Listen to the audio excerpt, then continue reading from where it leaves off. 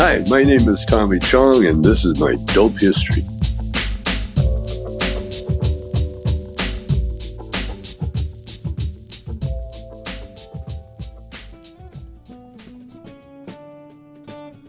Tommy Chong is portrayed as the typical stoner. He fits the stereotype to a T. But have you ever considered that he fits the stereotype to a T because the stereotype was spawned by the characters he created? Tommy Chong has defined the stoner ethos across multiple generations, whether it was Cheech and Chong in the 70s, his character Leo in the 90s, or any one of the many projects he is involved with today. While the stereotype fits his characters, the stereotype doesn't characterize his hard and continuous work. Tommy Chong has worn many hats in his long career. He's had the chance to rub elbows with Hollywood elites, share an elevator with Mohamed Ali, and was partially responsible for discovering the Jackson 5. But where his personal story begins might come as a surprise.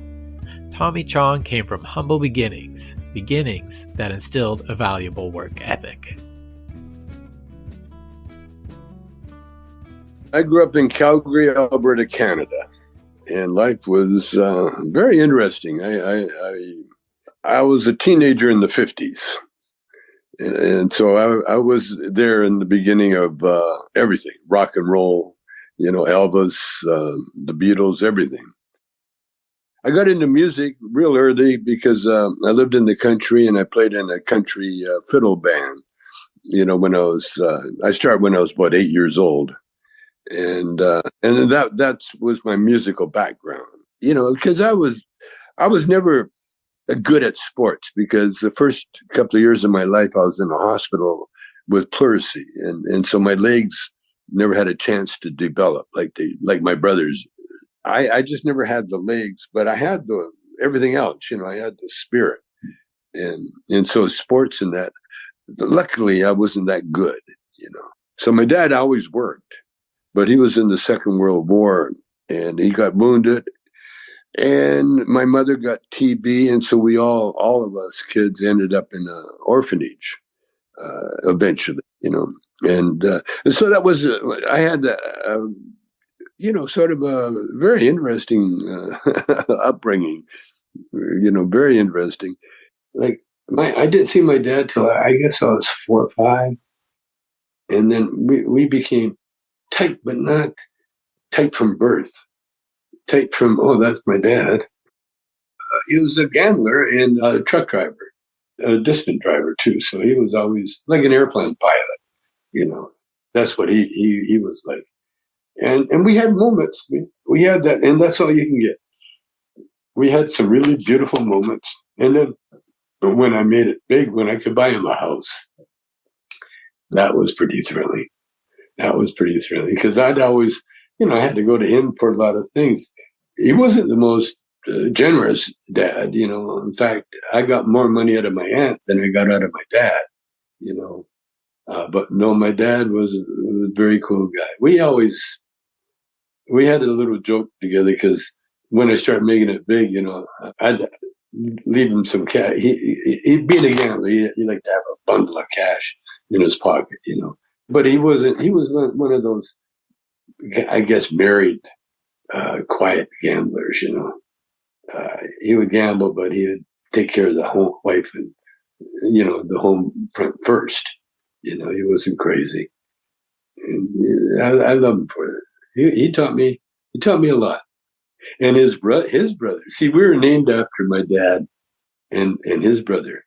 Now, my namesake, Tommy, which was my dad's older brother, see, and Stan, my brother, he became my older brother. So the switch. But Tommy, my namesake, he wasn't that thrilled with me in the beginning. I didn't meet him till I was 15, I think. And we'd heard about him. My mom was a great storyteller. She'd tell me how my uncle, he was this confirmed bachelor. He had a girlfriend, but nothing really worked out. He was a confirmed bachelor, and he taught diving. He was a gymnastic coach too.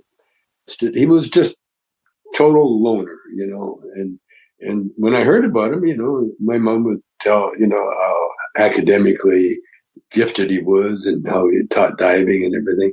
So I wanted to meet him. And so a friend of mine, we were a little bit big for our britches, He was 16 and he got his dad's car. And so we drove up to Edmonton, him and I, Ronnie Nystrom and myself. And I knocked on my uncle's door about 6 a.m. because we drove all night. And he comes to the door all sleepy. Yeah. I said, "Hi, Uncle Tommy. I'm your nephew, Tommy." And he goes, "Yeah." I said, "Well, I just wanted to come up and say hi." Okay. Hi. And I said, "Well, I guess better let you go back to bed." Okay. He closed the door, yeah. Oh, we're 16-year-old kids, we're big enough. And so my earliest memories is being in an orphanage, being told what to do by strangers. And what I learned when I was in the orphanage was that a smile and get next to the big guy, be a friend to the big guy, and that's what I did. And the big guy at the orphanage, he had a bunch of us, like little chicks hanging around him, because then he would keep the other kids from bullying the little guys. Then as I got older, I was in Army cadets, and I met a lot of poverty kind of people, Native American or Canadians that, the only income they would have would be to go to Army cadet camp where you got paid to be a soldier. It was like being in the reserve, and you learn all the tactics of war. And if you want to continue with your with the military, you can go to officer school. That's the cadet training I had, and I had about 4 years of that. And then I met the other side, the hoodlums, all the bad crowd, and then I got hooked into them, and that got my curiosity too, because when you walk to school with girls, I would be a fly on the wall. I wouldn't say anything, and I'd listen to these girls talk about who they thought was cute and who they thought was creepy, and it turned out all the bad hoodlums, all the girls loved the bad guys, and the ones that made us sick were the jocks. Oh, he makes me sick, And so I kind of started looking. I was like Elvis Presley, Elvis was. We grew up. He was a couple of years ahead of me, but we had the same cultural thing, with the long hair, was a ducktail. And what we did, we copied the Pachucos. Pachucos were a Mexican gang that was formed in California for the most part. They were the ones that never went to war. And they were the ones that had the long hair and the zoot suits. And so when the war ended and the GIs came home, they went to war with these long-haired zoot suiters, and who were mostly Mexican and young, and probably from their barrio. They're gang guys. They're tough as nails. And so I started, when I was 15, right out of Army cadets. No, still in Army cadets. I started emulating the Pachucos, as they were called, and that was so funny because when I met Cheech, we got our success from Cheech being a Pachuco, basically a lowrider, but that's what he was. He was like a gang member, a wannabe, and so that was that's how I got my early life, and I was always race conscious because I was, born. My dad was Chinese, my mother was 20% Native. And so right from the beginning, we always had that racial thing, growing up with it, far back as I can remember. And the Chinese call it bunluk bao, which means half a loaf of bread. you know, half a weight, halfway. Mixed race has been forever. It's always been there. But also the prejudice of the color has always been there forever too. From the beginning, I always had a social consciousness because of who I was. And I had an older brother, so he sort of had to do the fighting for me. There was a lot of fighting early, because of our mixed race and just the way the bigots were in Calgary. Calgary, outside of Calgary, was one of the biggest Holocaust deniers. 20 miles from Calgary. And Calgary had a Chinese cemetery where the Chinese were the immigrants, and that's where they would be buried. And they had a Jewish cemetery too. And so it was very race conscious. And growing up in that environment, like I said, we started a band. I got in a little bit of trouble when I was 16. The charge was called joyriding, although we never did get the car started. A friend of mine stole the car, then he it stalled near my house, and so he called me, and I went down and tried to help him start the car, and we got caught. And so so I got anyway. I went before a magistrate, and it was my first time in front of a judge, first time in trouble. And it really shook my dad, and my whole family, but especially my dad, Oh, and then pretty funny. Like I said, I've always community conscious, And so I talked to the magistrate that sentenced me one time. I just walked in his office one day, and I told him, there's not much for teenagers to do in Calgary. And so he said, well, why don't you start something?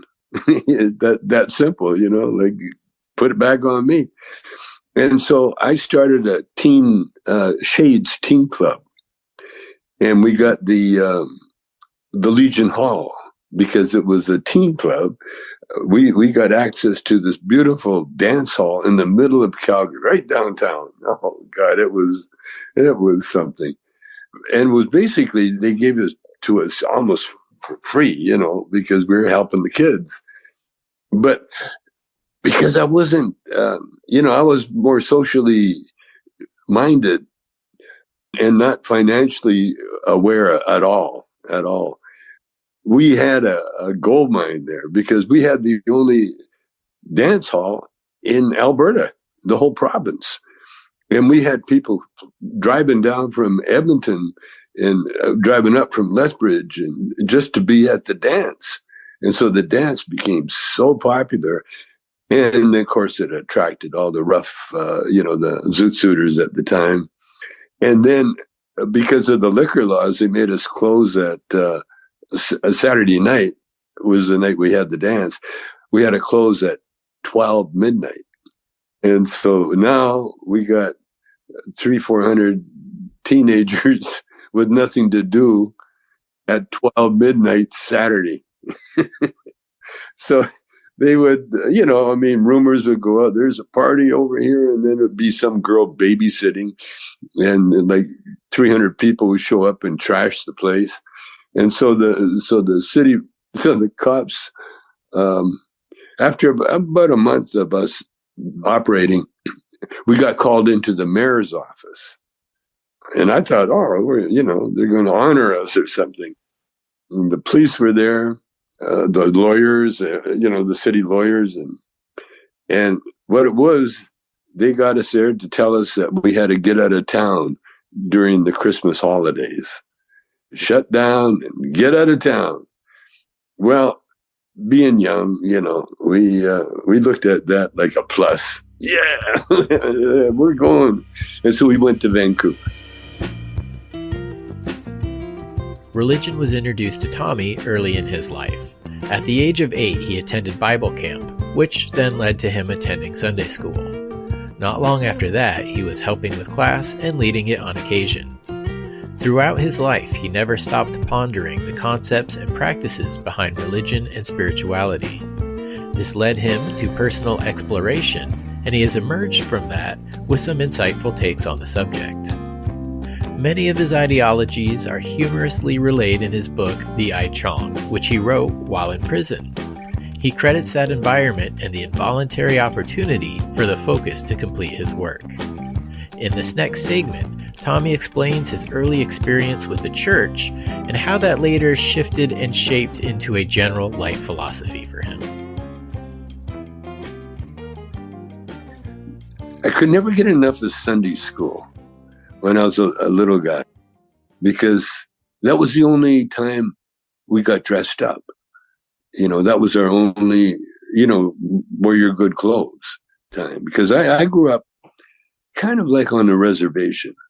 In fact, we weren't in the reservation. We were on the edge of the reservation, which was even poorer, And we had outdoor plumbing, the outhouse. We had to carry water in pails from a neighbor's pump.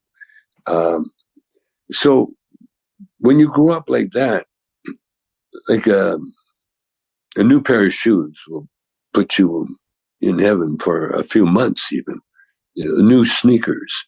Because when I grew up, we went barefoot for a couple of reasons. The sneakers were wore out, and we couldn't afford new ones because you're growing all the time. Every time you turn around, you're a different size.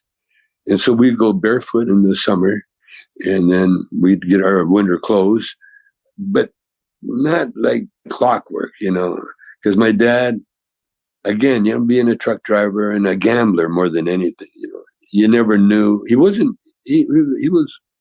really good. I mean, he provided a good home and everything, but there was no extra money ever, anywhere. And that's why I worked all my life, and I usually got a job that my friend was quitting and say, hey, listen, man, will you help me out, And I got, okay. And then I'd have a job. And I always had a job as soon as I could work anywhere. And that's the kind of ethics that was my education. Everybody's got their own obstacles to climb. Not every mountain's the same. Some are very much alike, but for the most part, everything's new. That's one thing. There's no endings. There's only beginnings, you see. And so I don't really worry. See, my life was so serendipity. What I did, I taught my kids, I hope I did, but I taught them the essence of spirituality. And that's what I was taught. First thing I was taught, I was 8 years old, and we're in the country and just loving the country, We'd play from sunup to sunset, just outside. Come in to eat sometimes, and sometimes have the lunch and eat while you're playing. It was such a beautiful life. And one time we were walking across the field, walking up a dirt road. And this car, there's a car, it looked like an old Terrence Malick movie, Days of Heaven. And you see the car coming from a distance through the field, and it was an old Chevy, I believe. And it was full of missionaries. And the missionary said, hey, you boys want to go to Bible camp? And of course I said, yeah. This sounded so cool. And my brother, yeah. And so they drove us back to our house, and we got permission. And then we got in the car, got our clothes, got in the car, and then stayed in a church. And they had a little apartment for people. And I remember seeing a flush toilet for the first time, in a long time, And then we went to Bible camp. It was in a bus the next day. It drove good 6 hours, 8 hours. It was a long ride. But when we got there, they had all the tents of the different groups of people. And each group or each tent, they had like a missionary assigned to that tent. And the first thing they taught us to do was how to pray. We had prayed, but I'd never really been taught, And that's what that camp was all about. And so I learned how to pray. And then the next day they took us and kind of into the fields and the beautiful natural flowers. And we'd sit down and the missionary would read Bible stories to us, all these beautiful stories for children, and just gorgeous. It's so beautiful. And with the emphasis on God and love of God, and there always, it was a Christian church, so they're heavy into the baptizing and very, very. I don't even know what kind of domination it was, but it was all about praying and loving God, and I took to it. It just seemed so natural to me. It was like ordained again. And so at the end of the 2 weeks or 3 weeks, whatever it was, they gave out awards. And the award was really for the nicest girl and the nicest guy. And so the nicest girl award was given out. And I'm standing up there reaching for some food because it was lunchtime, no shirt on, and tanned as could be. And the guy said, "Keep standing there, Tommy, because you won the nicest guy in the camp." And that was the first award, like that ever in my life. And you hear me, I'm still talking about it today. And it was for being the nicest guy in camp. And then I started going to Sunday school because that was the only reason we had to dress up back in the country.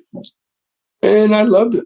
I loved Sunday school. I loved the stories. I started teaching it a little bit, reading the stories to the other kids, just actually because the Sunday school teacher wouldn't show up sometimes.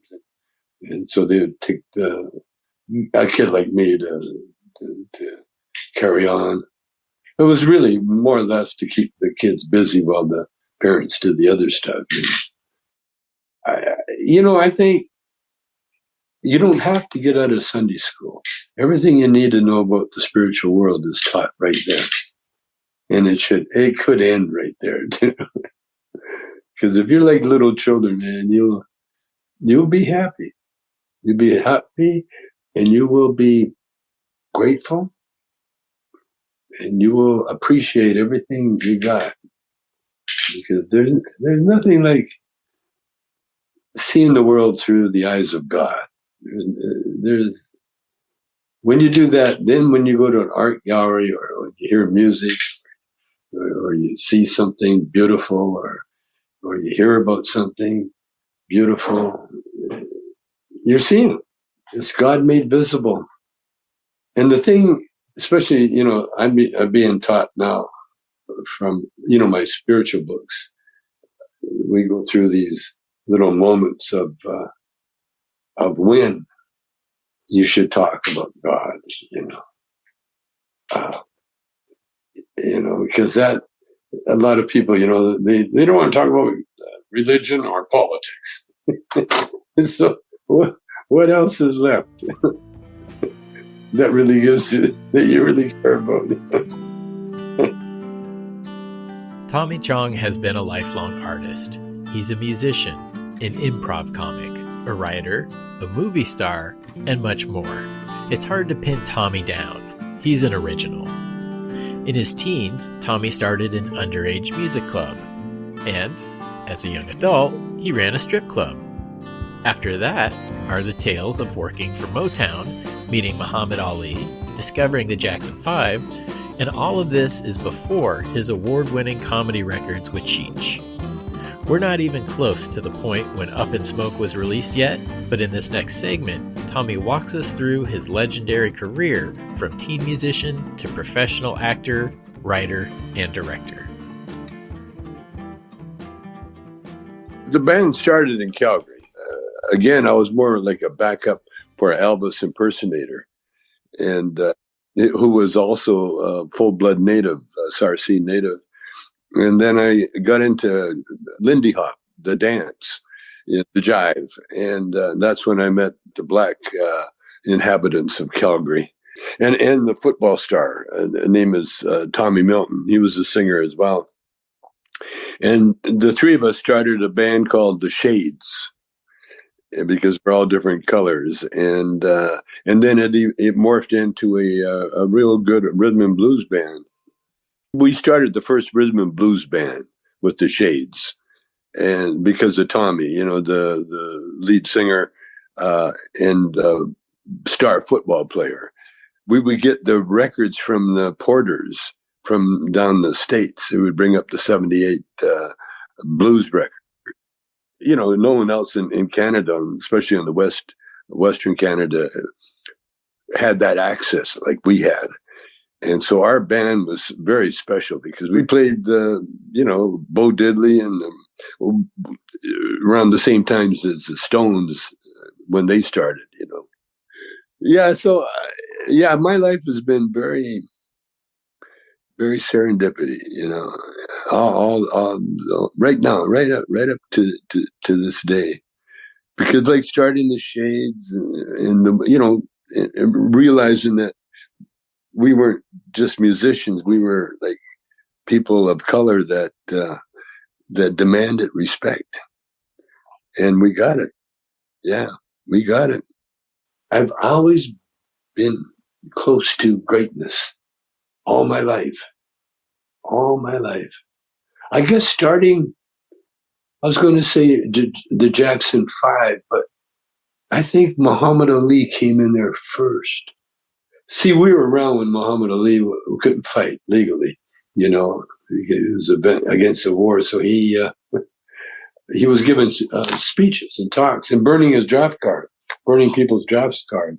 And that's how Cheech ended up in Canada. He burned his draft card and he escaped up to Canada thanks to Muhammad Ali. Well, I had an experience with Muhammad Ali. I'll put it that way. Now, Bobby Taylor was another one of these unsung heroes of Motown. He was a little bit too crazy and never had enough hit tunes to really, to become the Smokey or the Diana Ross. But he changed music with Motown for sure, and he changed for the Vancouvers.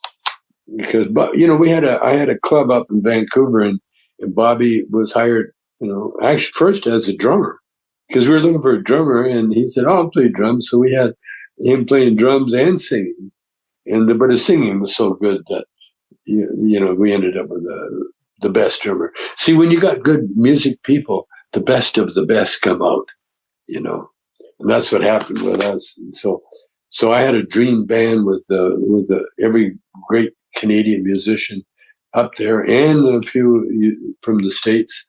And then we formed the Vancouvers. And Bobby was the singer. But Bobby had been to the Olympics with Mohamed Ali when he was Cassius Clay. And I think Bobby was, I'm not sure, but I think Bobby somehow was in the Olympics with Mohamed, or with Cassius Clay at the time. And so when Mohamed came to Detroit, he called Bobby. And so Bobby said, "Hey, come on over to, I think we had the Jackson 5 at Bobby's house at the same time, if I'm not mistaken, or close to it. Because we had discovered the Jackson 5. We were playing in Chicago, and they opened for us because they won a contest in Gary, Indiana. So they were opening the first time in America that Michael sang on stage, other than school. And so we were connected. And so Bobby heard the group and saw how crazy good Michael was. And so he had the whole band, including the dad, come and stay with Bobby in his Detroit apartment until Motown, would get around to auditioning him and signing him. And that's what he did. And so I'm not sure if the Jackson 5 were at Bobby's place at the time. It could have been, because I know my first wife, Maxine, was there. And Bobby called me. He said, "Come on over." And so the night before, I was talking to this stripper friend of mine we worked together years ago in Victoria, BC. She was a dancer and I was a guitar player. And anyway, we stayed in contact. Well, anyway, she called me up. She goes, "You'll never guess who I had a fling with last night." I said, "Who?" She goes, "Muhammad Ali." I said, "What?" She said, "Yeah, he was only in for the night. We had this nice thing." And I said, "Oh."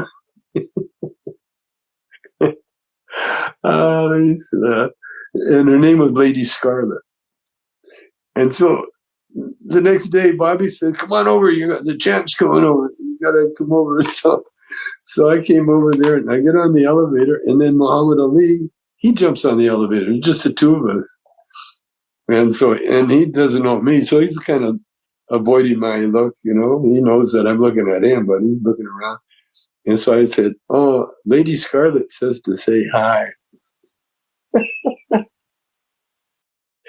And the look on his face, his eyes got all big, and he looked at me. You know that Muhammad Ali, that cautious look when he gets the big eyes. He looked at me, and then the elevator stopped, and we walked to the same apartment. And then Bobby introduced us to him, and he said, "Chinaman." I was always a Chinaman. We saw the Jackson 5 the very first time. Michael was a tiny little guy, so cute, so cute, and he was a little adult, you know. I don't know, probably still to this day, little kids mature so fast for survival, you know, because a lot of them are cooking, you know, they're cooking their own food, they're making, you know, taking themselves to school and, you know, just helping each other when they're little bitty guys. And Michael was one of those guys. He was like an adult when he was a little guy. And could he sing and dance? And yeah. And so Bobby, our lead singer, he had an apartment in Detroit.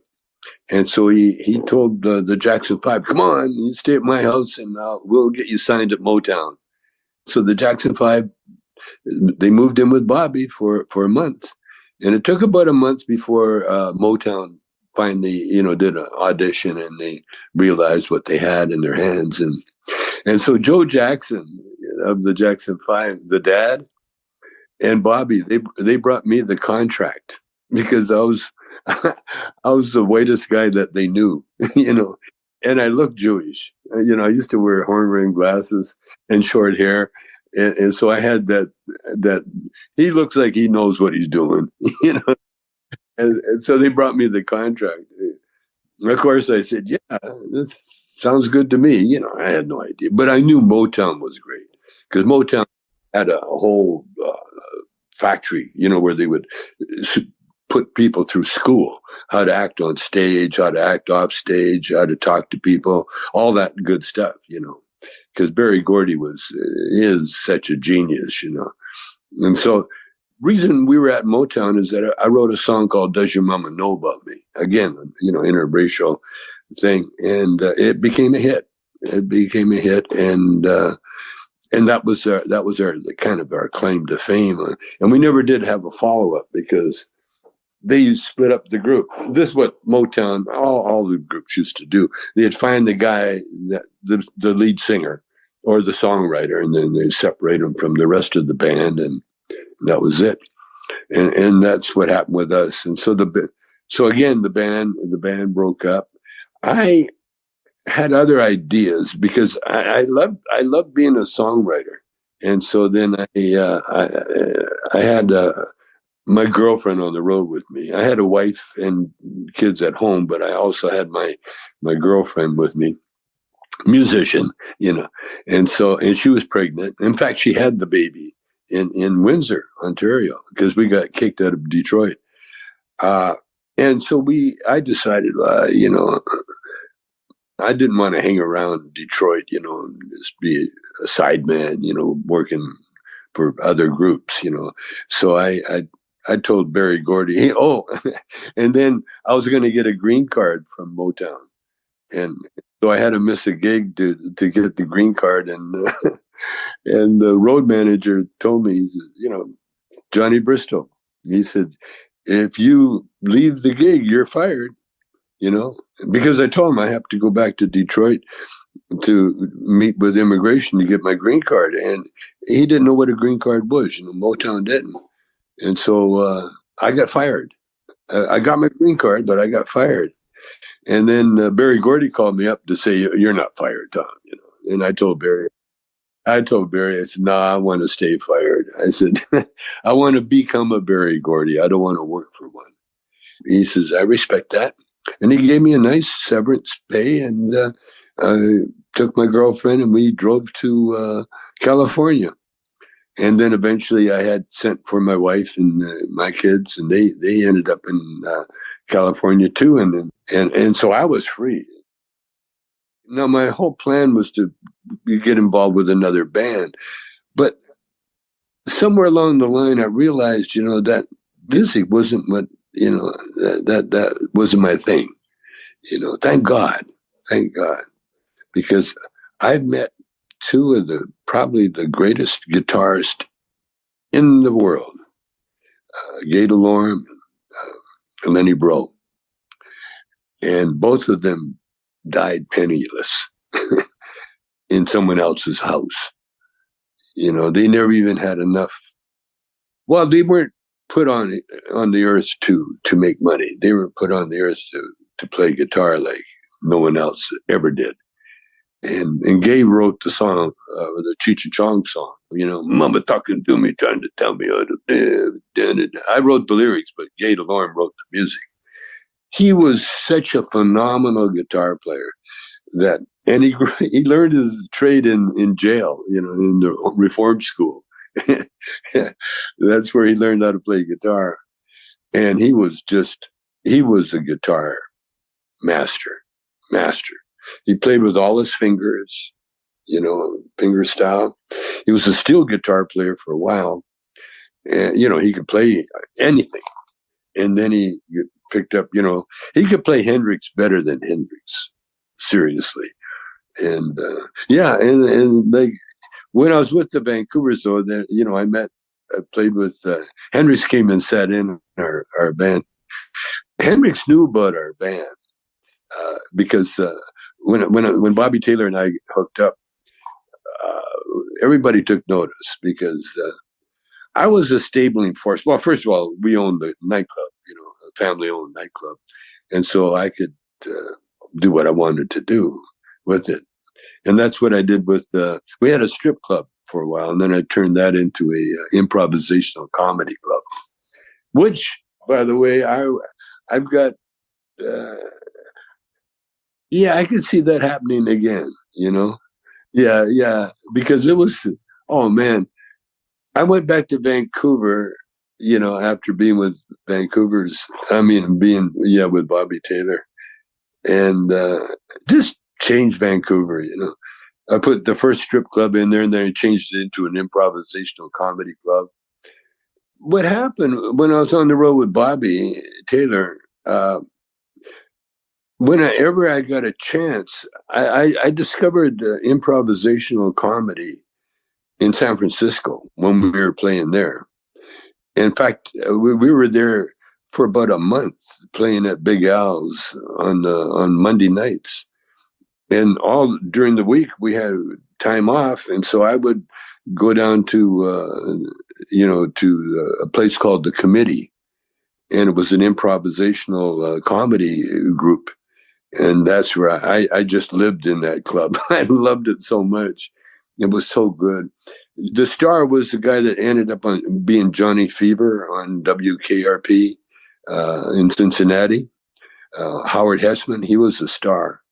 And I watched him perform, almost for the whole month, And so I got really involved in that. My whole life has been very serendipity. Suffering is another learning tool. Things happen like Cheech. He never saw snow until he really went up to Canada to get out of the draft. And he moved right to Calgary, right where where I lived. And his not so nice friends took him skiing. And he'd never been on a pair of skis before. And they took him up to the top of the mountain and they just pushed him. They said, "Oh, there you go." And he didn't know how to stop, didn't know how to do. He never took one lesson, had no idea what he was doing.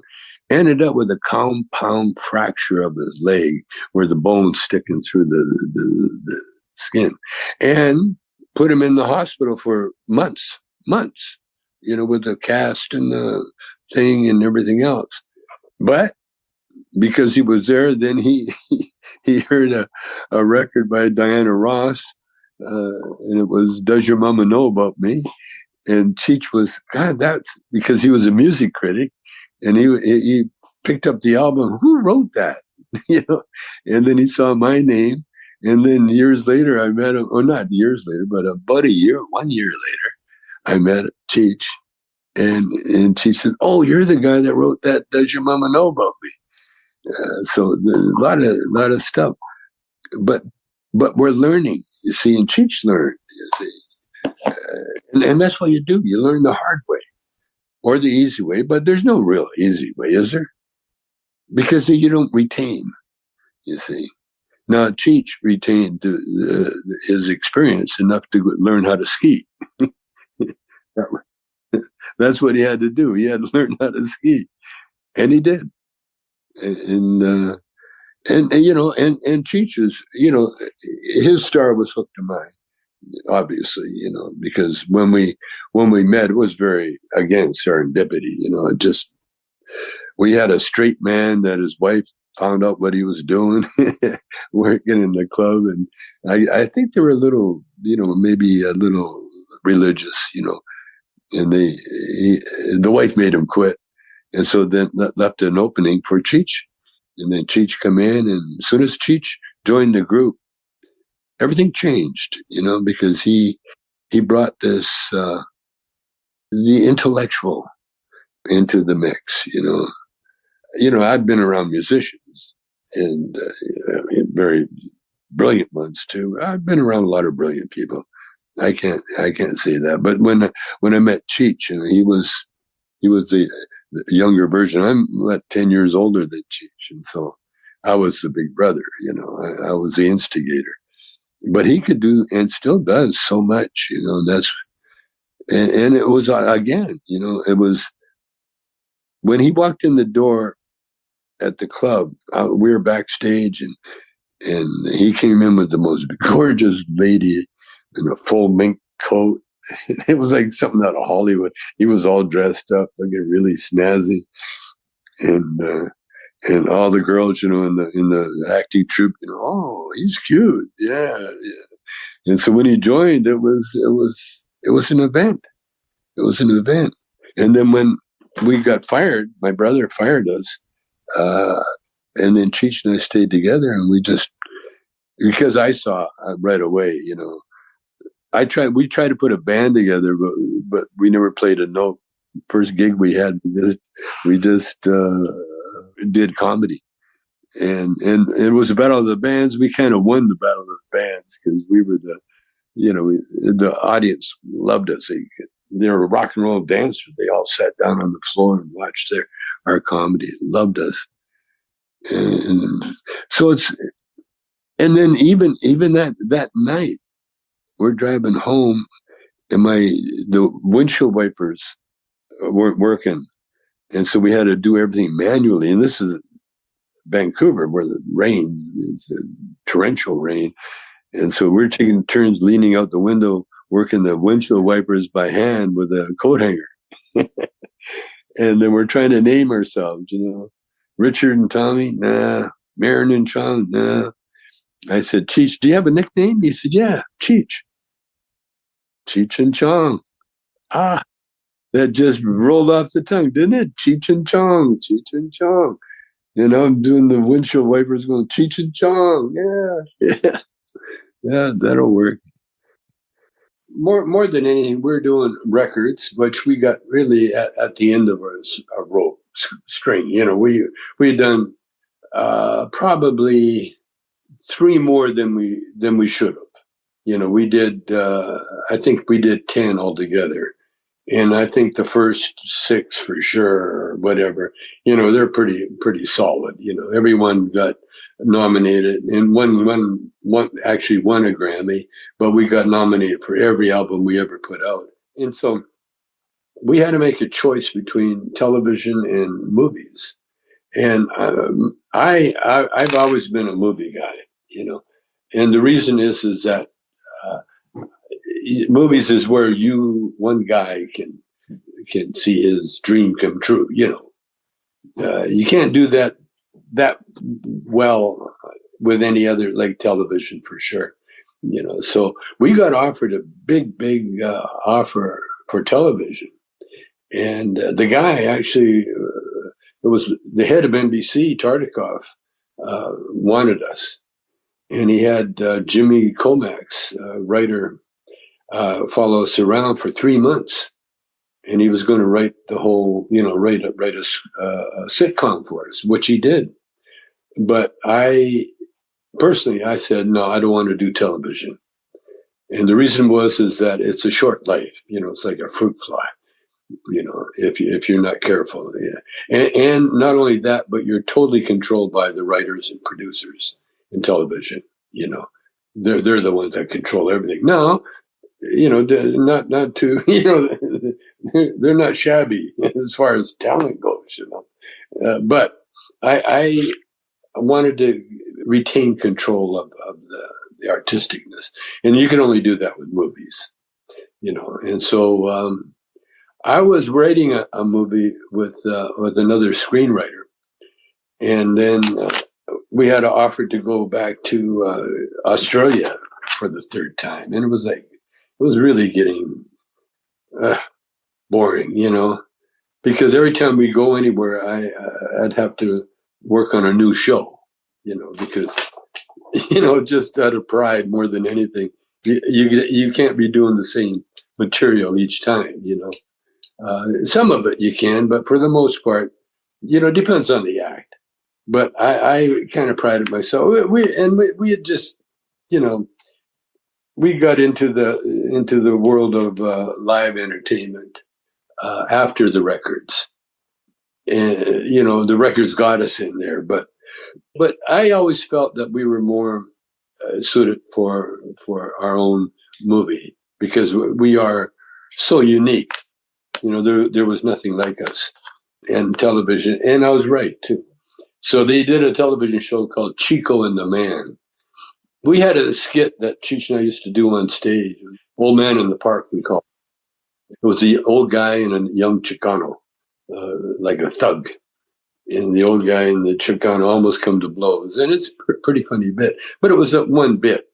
And they wanted to do the whole show like that. So I politely passed, and Cheech passed. We both passed. And then Lou, he heard that I wanted to do a movie, so he started looking for a deal for us, and he got one because he's on Malibu, and he lives next door to the movie industry, and so between Lou Adler and his connections, we got a deal with Paramount, and we tried to have a director.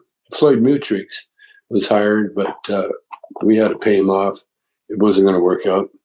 And then I realized, that Lou actually realized that we needed to do like our records. I had to have free reign as far as creating goes, and Lou actually acted like the producer. And so then he told Paramount, somewhere decided that Lou Adler would be the director of Up in Smoke. And even though Cheech and I wrote and directed the whole movie, and that's the way it went. And by the way, I made all the movies Cheech and Chong made was basically made the same way. So I know what I'm talking about. I see it exactly. Every movie Cheech and I made, together, and not but together, where I was directing or had a lot to do with it, because everybody wrote their own part. We just give them an idea of what we wanted the character to be like, but we let everybody do their own dialogue. It was a very loose script. It was an improv script, improv movie, improv script. And so my favorite part was the very beginning of Up in Smoke, where my dad is telling me off, you get a job by sundown or I'm shipping you up to military school with that Pinkelson shit kid. That's always been my favorite. And same as Cheech. Cheech, all the Cheech scenes that he was in, Where's my license? Isn't it on the bumper, man? There are so many good comedic classic scenes, and then in there was a movie. It was a pretty together movie, because one thing about Cheech and Chong, we so authentic. I'm a poet too, not a very organized poet in any sense of the word. That's why people have tried to pin me down, but there's really no pinning because what am I? I can play. I always tell people I can play guitar, but I'm not a guitar player. I can direct a movie, but I'm not a movie director. I can act in a movie, but I'm not really an actor. I can do stand-up, but I'm not really a stand-up.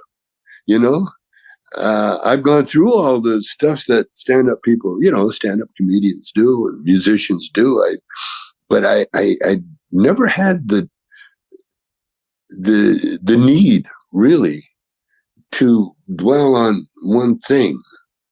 I was like multitasking, but not really good at anything, but good enough at a lot of things. In February of 2003, the U.S. government conducted raids on businesses and homes in an operation dubbed Operation Pipe Dream. The operation involved over 2,000 officers, a $12 million budget, months of investigation, and was focused on the illegal sale of drug paraphernalia. In total, this operation ensnared 55 individuals, Tommy Chong being one of them. In an attempt to quash the glass and paraphernalia market, this politically motivated operation was conducted. Of the 55 people indicted, only one would ever spend time in jail, and that was Tommy Chong. The tactics used to obtain a guilty plea, which included a $20,000 fine, a forfeiture of another $103,000, and 9 months in jail, were dubious. Despite the circumstances, Tommy looked at this as an opportunity.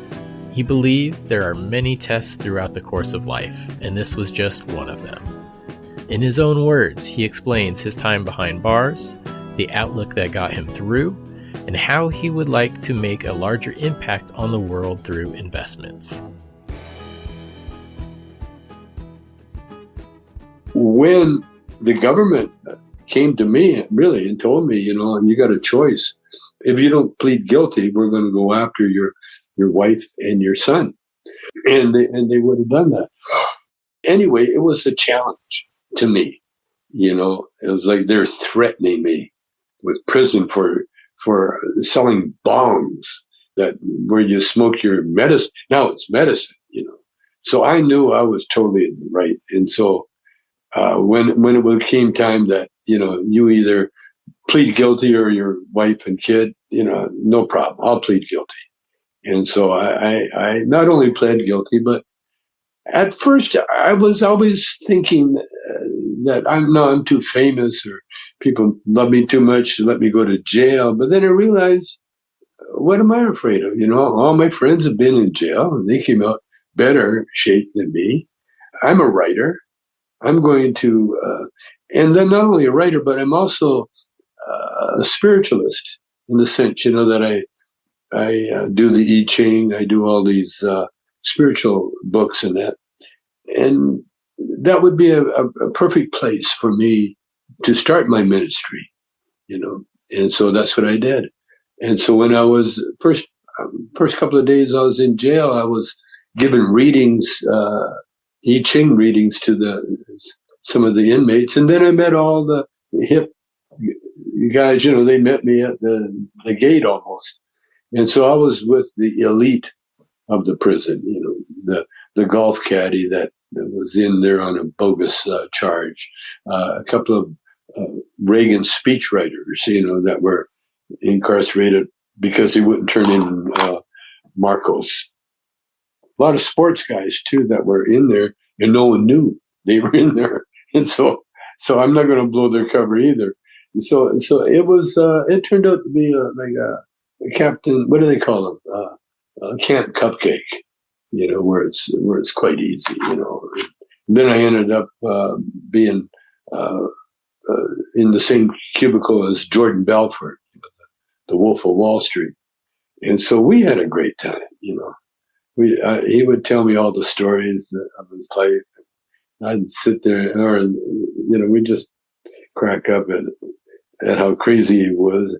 And then I helped him write his book. I encouraged him to write down everything that he told me. And next thing you know, he's got a movie. He gets a book and a movie. When I went to prison, I got to the point, at first, of course, I didn't want to go. I was trying to stay away, stayed out of it, But then when the reality hit, it was like, oh, this is going to be fun. This is going to be great. Yeah, because I'm a writer. And who better, be embedded, and I'm celebrity. I'm a famous writer. And so I'm embedded with the troops, I'm there. I shouldn't be there, but I'm there for a definite reason. In the physical world, we're always in the world of opposites, because you can't have one without the other. You can't have up without down. You can't have left without right. You can't have good without bad. And it's just a balance, It's how you do it. If it's too much bad, it's not works, too much good, boring, Looking at it now, because I've been tested over the years. We all get tested, but I got tested a few times, and I passed the test. It's crazy. A couple of times, especially with money and fame, you got to be very careful, because it's so fleeting, and I really want to become one of the richest men in the world. I really do.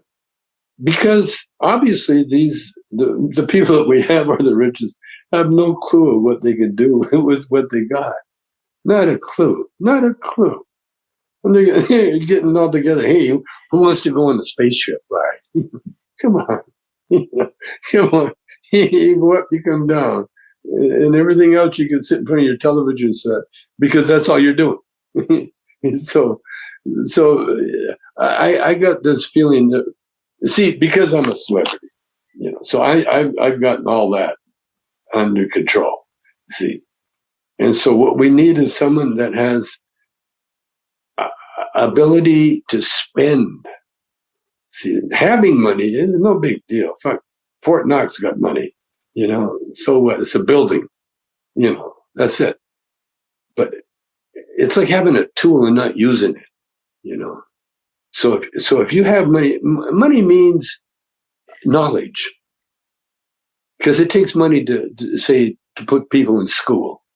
But the rewards are so great, because if it wasn't for people in school, we wouldn't be talking to each other on our iPads. And we wouldn't be able to phone anybody. We wouldn't be able to travel. We wouldn't be able to do anything. You see, so we need that knowledge. So we need schools, and we need knowledge to use the money not as insurance against bad times, but use the money as fertilizer.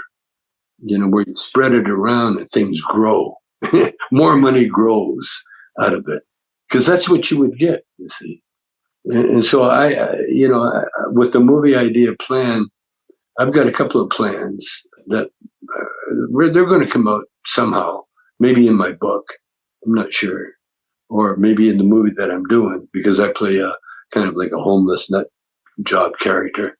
and I'll have some of my nut ideas front and center there. That's why it kind of cracks me up when I think about what I've accomplished, because it really wasn't me, although it was me, but it was me giving my power or giving my fears up,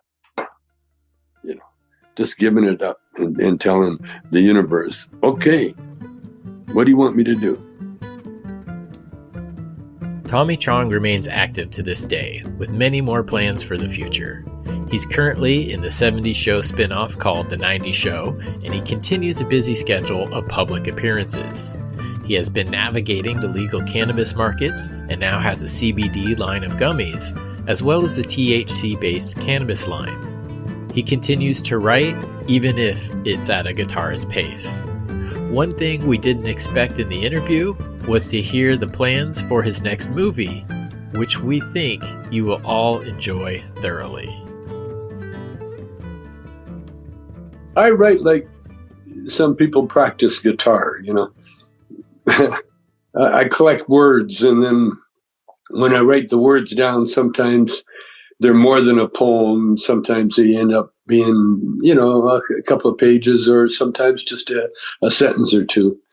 But I got this affliction of writing. I've had it all my life, and so I decided, I've been writing down my thoughts, and I might publish a book of, call it my phone, because it's everything on my phone. And some of it's poetry, other it's just thoughts, random thoughts, and sometimes there are starts of or an idea for a television show or a script or something.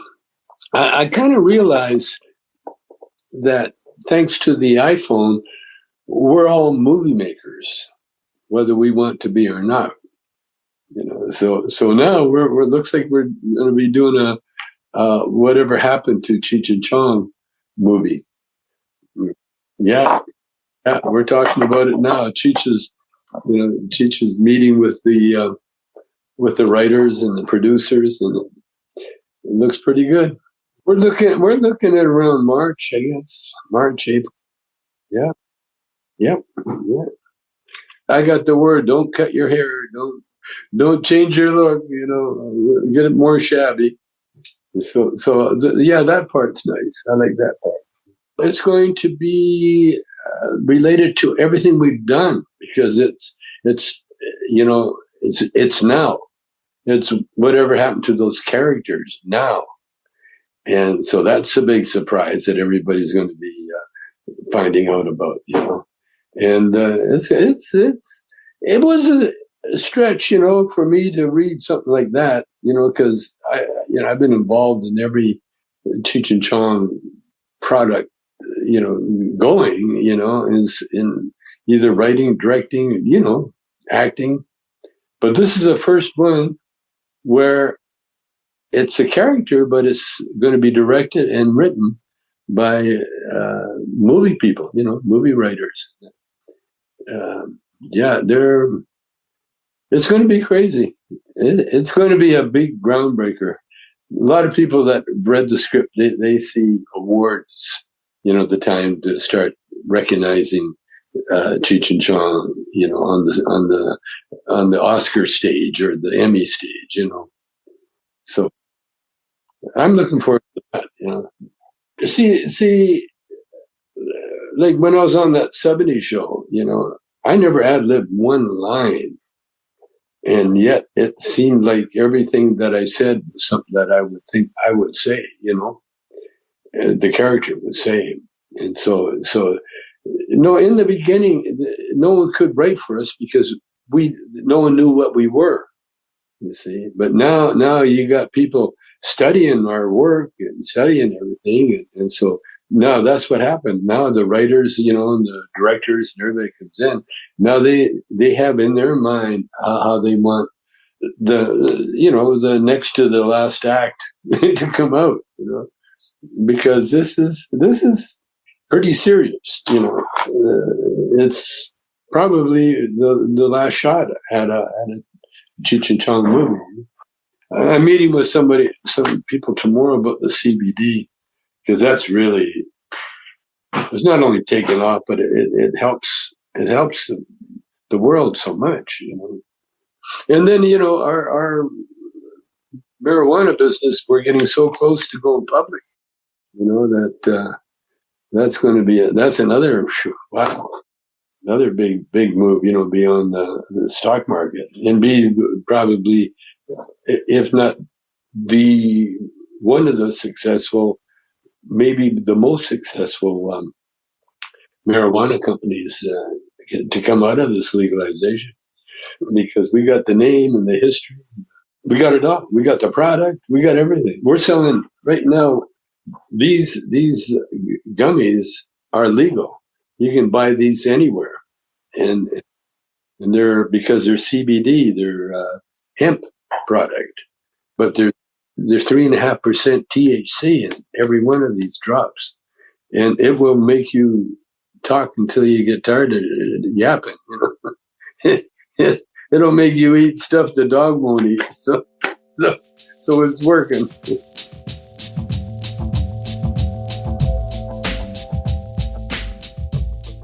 Tommy Chong has been a true gift to the legion of stoners out here in the world looking for a little bit of respect. He is an accomplished individual who has never shied away from his cannabis use or love of the plant. Tommy has managed to stay relevant, stay active, and stay groovy. It was an honor speaking with and listening to Mr. Chong. We hope you feel the same way too. Thank you for supporting Season 1 of Dope History. We will be back with Season 2 this summer, but in the meantime, you can replay all of the episodes from Season 1 at dopehistory.com or on your favorite streaming platform.